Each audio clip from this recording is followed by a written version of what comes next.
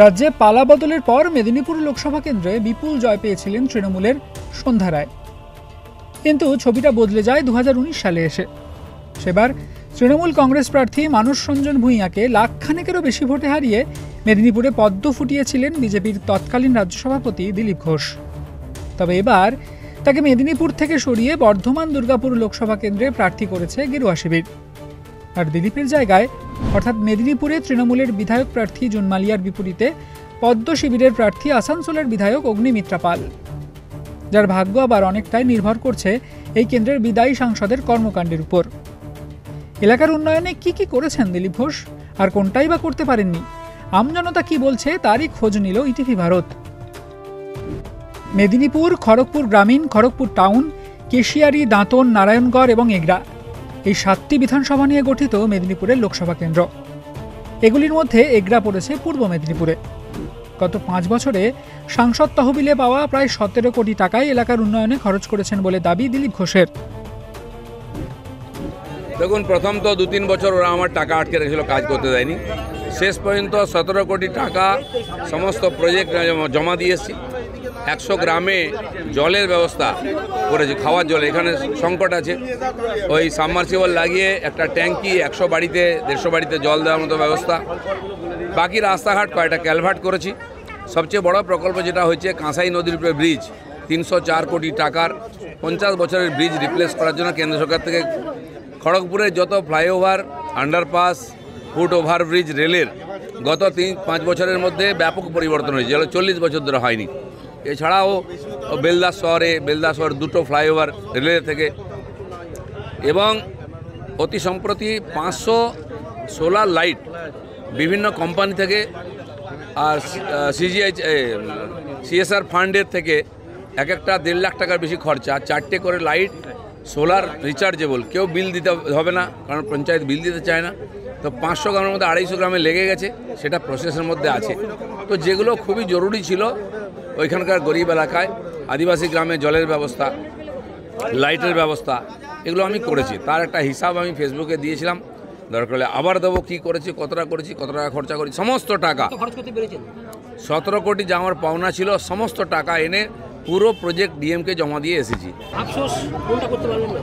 দেখুন, আফসোস কিছু না, হ্যাঁ, তাদের সঙ্গে থেকে আরও উন্নয়নের চেষ্টা করতাম, কারণ ওখানে গরিব এলাকা, জঙ্গলমহল, জল নেই, বিদ্যুৎ নেই, রাস্তা নেই। তো সেই সমস্যার সমাধানের চেষ্টা আমি করেছি। আগামী দিনে 20টা স্কুলে স্মার্ট ক্লাসরুম, আর বাচ্চাদের জন্য আরও স্কুলে লাগিয়ে যাতে পরিষ্কার জল খেতে পারে, এবং 3টে ATM, হেলথ ATM নতুন এসেছে। আপনি মেশিনের সামনে দাঁড়ালে যেমন এক্সরে হয়, আপনার পুরো রিপোর্ট চলে আসবে, প্রথমবার এসছে। আর একে বলে আমাদের ONGC-কে বলে 3টে হসপিটালে সেই মেশিন লাগানোর জন্য আমি ট্রিটমেন্ট করিয়েছি। এই ধরনের ছোট কাজের মধ্যে যে প্রাথমিক বিষয়গুলো দেওয়ার চেষ্টা করেছি। দিলীপকে ভালো মানুষ বললেও তার প্রতিদ্বন্দ্বী জুন মালিয়া বলেছেন লড়াই হবে শিয়ানে। দিলীপ একজন সিনিয়র সিজন পলিটিশিয়ান, দিলীপ একজন ভালো মানুষ। আমরা সবাই ওয়ারিয়ার্স, এবং আমরা কেউ 1 ইঞ্চি জমি ছাড়বো না। আমরা শেষ অবধি লড়াই করে যাব এবং লড়াই হবে। বাট আমি এটাও ভাবি, এটা আমার উইশ যে আমাদের এখানে ফ্রি অ্যান্ড ফেয়ার ভোট হবে এবং মানুষ ভোট দেবে, এবং মামাটি মানুষ দিদিকেই চায়, এবং আমাদের উন্নয়ন হচ্ছে আমাদের স্লোগান। লড়াইটা কতটা কঠিন? যুদ্ধক্ষেত্রে লড়াই কঠিনই হয়। আমি যুদ্ধে নেমেছি, এটা এক্সপেক্ট করা বোকামি যে লড়াই কঠিন হবে না, but everything is fair in love and war. যদিও বামেদের দাবি রাজ্য কেন্দ্রীয় সরকার গত কয়েক বছরে কোনো কাজই করেনি, এই প্রসঙ্গে তিনি মনে করিয়ে দিয়েছেন বাম আমলের কথা।